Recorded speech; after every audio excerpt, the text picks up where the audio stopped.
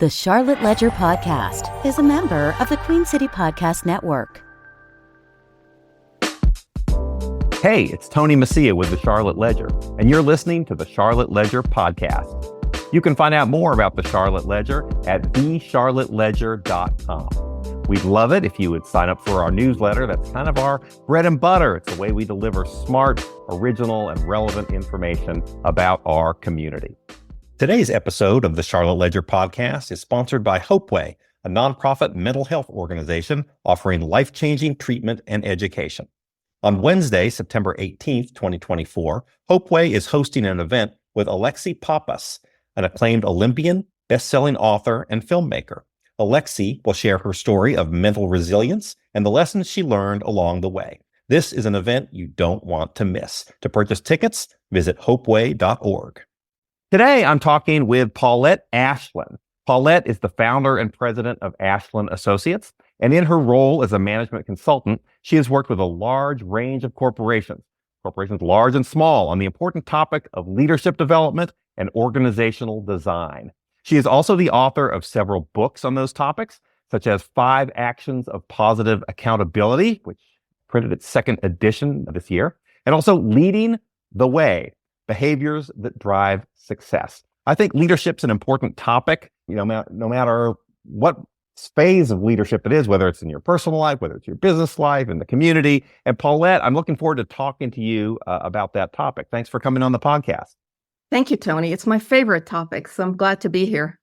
Well, we'll get into it for sure. There are a lot of people who are leaders in a variety of ways, and I think all of us are always looking for ways to be more effective. How did you get interested in this topic of leadership?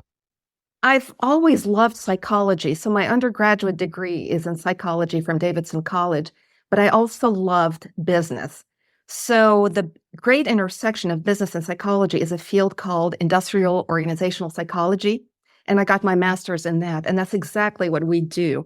We help leaders create better environments for their employees, become better leaders, because in doing so, they improve productivity, they're higher performing, and people are happier. I know it sounds kind of nebulous to talk about happiness in the workplace, but if you have good leaders, you have happy people, therefore productive people. Well, you definitely want happy people working for you because they stick with you, right? That it's a lot easier to keep the people that you have than to try to hire new people. So I know that's an important focus. I'm just wondering how that works with you as a leadership consultant. I'm guessing you have companies that seek you out. What is it exactly that they're looking for? They're looking for solutions to all types of problems, and they're all types of companies, from startups to multi-billion global companies in all industries.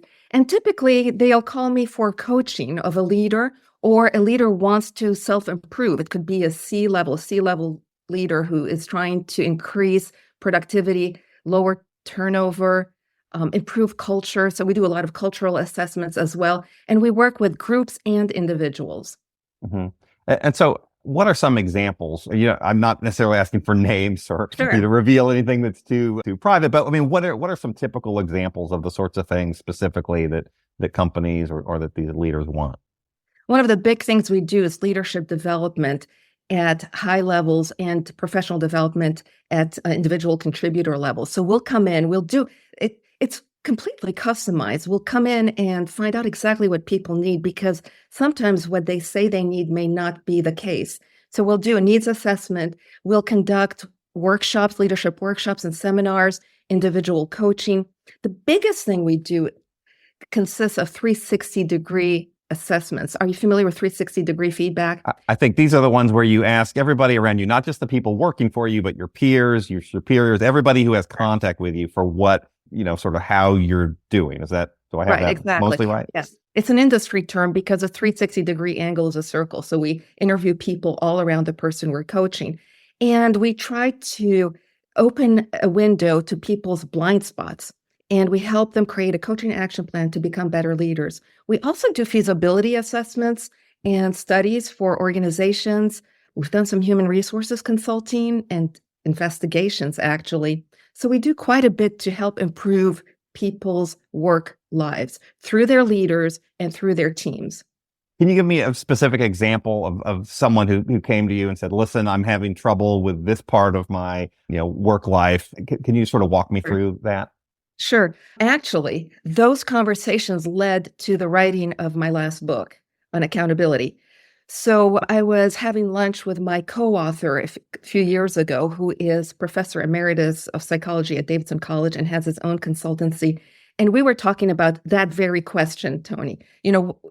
What are some trends? What are people complaining about? What do they need help? And we talked and talked, and finally we ended up with the conclusion that people were having trouble with accountability. People were not doing accountability well, which actually perpetuated a bunch of problems because they weren't doing accountability well. There was high turnover, extreme discontent in some cases, and the leaders didn't know what the problem was. So we wrote a book on accountability. The problem was, accountability is a multi-action process. That's why we came up with 5 actions of accountability, positive accountability. And the problem was people were making one of 3 mistakes. They were either too nice. Have you ever had, think about the best leaders you've ever had and how they did accountability. They either were too nice and were not direct enough, or they were jerks, right? They were either shaming people or being too tough. And then the third mistake was going between the two. Oh, well, then where are you supposed to be on that? If you think of it as a line on accountability, I'd like to talk about that's a little bit, whether you're too nice, it seems it would be one extreme. Being a complete jerk would seem to be the other extreme, but being in the middle would seem maybe where you would want to be, but that's not true. Well, this is where the 5 actions come. If you do all the 5 actions, then you're perfect. Being too nice is never bad. It's bad if it stops you from being honest. So I'll give you an example. One of my clients, who's a C-level client, was telling me the story about years ago going into his CEO's office for some feedback. The CEO called him in to talk. And the CEO told him a story about another employee he used to lead years ago and all the mistakes that employee made and what the CEO told that employee. So my client thought, wow, this is a great meeting. He left the meeting thinking, I had a great connection with my boss. It was engaging. And he went back to his normal work. Days later, he realized that his boss was talking about him. That was so indirect. Think about the wasted energy, the lost time, and the lack of directness. It really cost the leader also some respect from his direct report. And they were both C-level people. So being too nice, being afraid of a confrontation is not good. And that's because of the belief that if you're going to give somebody feedback, then it's going to hurt someone. And that's not the case. That's why we call it the 5 actions of positive accountability. You can give very constructive feedback in a kind way while preserving somebody's dignity. Then on the other hand, you've got the jerks, and we all know what those are like. They're the ones who shame people in public and hurt your feelings and are always concentrating on the negative. And then there's going between the two. So the 5 actions make sure that you have clear expectations, that you actually assist people and remove barriers after you've given them the expectations, that you follow the metrics and keep track of what's going on, and that you give ongoing feedback in a positive way. And then finally, consequences, which could be good or bad. Now, here's the thing. This is not, just because it's called 5 actions of positive accountability, doesn't mean you don't hold people accountable for bad performance. It's just how you do it. Yeah, it's really being honest, and it's really not. A lot of times people fear having difficult conversations, and those can be uncomfortable. What kind of advice do you have for people in thinking about those difficult conversations? About whether is it a matter of trying to prepare yourself mentally? Is it just getting used to, giving a lot of feedback? Because you want to, I would think, have some sort of filter. You don't always just want to say what's top of mind. You want to be thoughtful about it. What kind of advice do you have for people in giving that feedback and having hard conversations? The number one thing I would say is understanding the recipient's stuff, what motivates them. That's where emotional intelligence comes in for a leader. You really need to understand what the other person likes, doesn't like, and what motivates them. So there are some people who really appreciate direct feedback with no wasted time. Just tell them the way it is. Others really need some softening. So you need to adapt. So the best leaders adapt to their constituents and their needs. The other thing is, What makes it really much easier, Tony, is going back to agreed upon expectations. That's why it's 5 actions and it's kind of circular. If you skip one of the actions, it's going to be harder. So the first one is setting really clear expectations. Have you heard of SMART goals? I'm SMART? not familiar with those. It's an acronym for specific, measurable, achievable, relevant and realistic, and time tagged or time specific.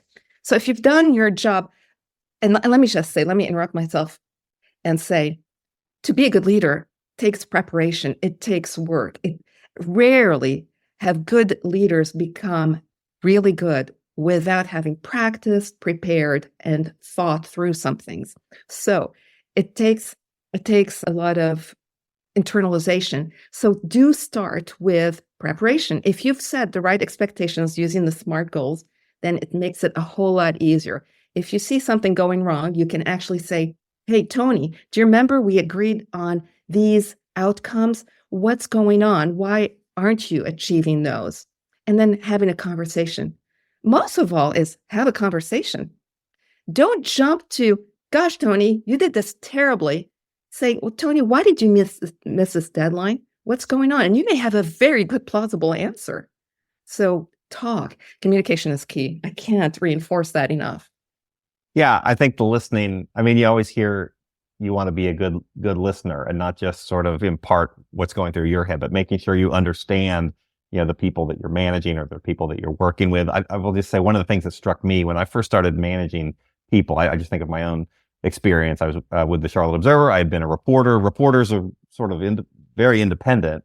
But then when I became an editor and had responsibility for managing people, it was really eye-opening to me how different people are. Like I had always assumed everybody who was good did things a certain way and people who didn't perform as well did things a different way. But it was absolutely not true. It was really eye-opening to me as a leader to see the differences in how people worked and how they regarded their work life and how they balanced their work life with their home life and the priority. I mean, it was really eye-opening to me. And so I think part of what you said is having that emotional intelligence and having that understanding of where people are coming from and who they are and what motivates them. And I think is really important. And you can really only get that through communicating with them, right? Exactly. To your point, I failed to mention that we interviewed 10 great leaders for the last book, 5 Actions of Positive Accountability, 2 of whom are in the sports industry. And one of them is Dabo Sweeney, head football coach of Clemson University. And he had a quote that I really love. He said, "You don't always get what you expect. You get what you inspect." My point is that you need to follow up and measure. And then to your point about finding out what's going on and communicating well, another interviewee is Brona McGee. She was a deputy CEO of Score Life Global Life, when we were interviewing her. She said, "I really do believe that everybody ultimately wants to do a good job. I mean, there are very few people who come into work and say, I'm going to screw up today. That just doesn't happen. So if they don't do well, there's a reason. Now, if you have a bad performer who just cannot perform or can't or doesn't want to, then you still deal with the consequences. But again, I can't emphasize enough that you can do it in a positive way for everybody, for your sake, their sake, and the whole team." We'll be right back. But first, today's episode of the Charlotte Ledger podcast is sponsored by Hopeway, a nonprofit mental health organization offering life-changing treatment and education.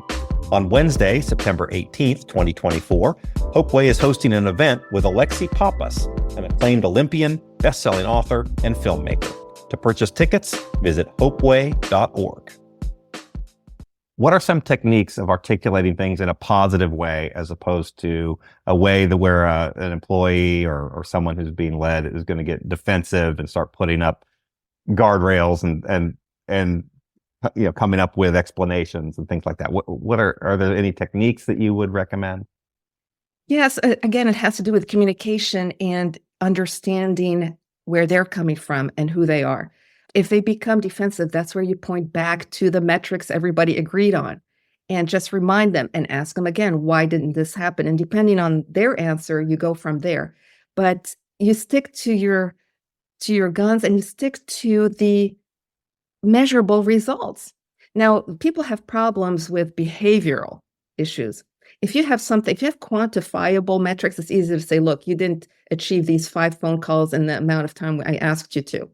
But if it's behavior, like you don't seem engaged, you're not acting as a team member, those are other things that you can have a conversation about in a productive way by showing them how to do it. Now, number 2, the second action of positive accountability is assist, and that's removing barriers. Leaders must remove barriers, and it depends on what they are. It could be providing a better budget, helping your people navigate politics. That's assisting in a barrier. There's so many. What have you encountered before? I personally, getting back to what we were saying before, I probably personally am on the side of too nice. I think I don't give enough feedback, maybe, or I don't. I definitely like to reward the good, but I don't. It's those hard conversations. I don't. I mean, you have to have them, and you sort of have to get mentally ready for them. But I think it's about having that dialogue, and also I think, like you said, it's about setting those expectations. And what I'm hear you sort of coming back to is making sure that you have metrics and agreed upon goals. It sounds like sort of like annual performance evaluations or something like that, where we can sit down and say, here's what we all want as a team. Here is exactly what I need from you. And then go back and not just sort of file those away until the next year, but constantly use that as your North Star. That's exactly right. And it's like being a coach or a teacher. A leader is a coach or teacher. It's if you have the mindset that I am going to teach someone, I'm doing them a favor by giving them the feedback, then it's much more palatable. I did a 360 on a finance executive who wanted to become the CFO for a large company. And the feedback was mixed. She had some good feedback and some not so good, and she wasn't very happy about that. She was in mid-career, I'd say in her 40s. And after she got all that feedback, which was pretty honest, she looked at me and said, why didn't anybody tell me this 20 years ago? So if you really think about it as a leader, even a coworker, you give feedback and you're giving a gift. Now, how you do it comes back to communication. You may want to say, may I give you some feedback? Or please don't take me the wrong way. It's how you preface, how you say it, and the timing. Well, I mean, think about it, Tony. If you saw somebody about to hit another car or, fall over a cliff, wouldn't you say, stop? Mm-hmm. Give them the feedback. Yeah, no, and I think also, but a lot of it, I think also, it's nothing that you can just sort of instantly fix. I mean, a lot of this is, people have to know that you're coming from a place of honesty. You have to have built up enough capital, social capital with that person so that they know that, listen, you're looking out not just for your best interest or the company's best interest, but you're looking out for their best interest as well. And so I think, and you can't just turn on a dime. Like if you've shown throughout your career that you don't really care about people that you work with, and then suddenly you come to them and say, oh, well, here's what you need to do. That's going to come out as very authentic. And so a lot of it is sort of, I think, just showing up every day and showing the people that you're leading, that you care about them, that you have an idea of sort of where everything is going, as opposed to just, oh, this isn't I'm going to flip a switch and suddenly become a different person today, right? Exactly. Mistake number 1 is easier to deal with. It's easier to teach very nice people how to give feedback in a good way and to actually do it. Yes. What's more difficult is if you have a reputation of being abrupt and mean, teaching you that doesn't work. That's harder to do. But it's possible. There are some people, honestly, who are so misguided and mistaken in thinking that an authoritative dictatorial approach, especially today, will work. It just doesn't anymore. And it's just not human. Again, this is not about everybody gets a trophy, nobody gets a slap on the hand if they're doing a terrible job. It's about doing it nicely. Well, it's about opening those lines of communication and just saying, I'm going to give you feedback. I'm going to tell you when you did well and when you did something that sort of came up short or you're not meeting the goals that we agreed on. I'm going to give you that information as well, not out of a way of I'm not angry with you. I'm not, but it's more like we need to be doing this as a company, and I'm giving you this feedback so that you can improve. And if you improve, good things happen to our company, good things happen to you, maybe in your career or whatever. That to your point about the person wish they had heard it 20 years before, it is sort of funny because I think a lot of times you hear about work situations where everybody knows there's sort of somebody in the office and there's like, I don't know. And a lot of times they don't even know that they're perceived the way that they're perceived. No, because nobody's told them.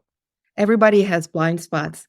And so as a leader or a coach, it's really a gift that you can give them. Now, we've spoken about the leader's responsibility in creating a great environment and accountability. Individuals have accountability for this as well. There are some individual contributors who will say, well, what can I do to improve accountability in my environment if my leader isn't good at it? And the answer is communication is two ways. You ask for clarity. You ask for help. Do as much as you can and hold yourself accountable. And there are ways to do that. They're in the book. Oh, and then at the end of the book are also some self-assessments that people can take for each action of accountability. And so you would ask yourself questions to make sure you're on track. Gotcha. And that seems to have been helpful. I think one reason the 5 actions of positive accountability resonates so much is because it is a big issue. It's that big of an issue worldwide.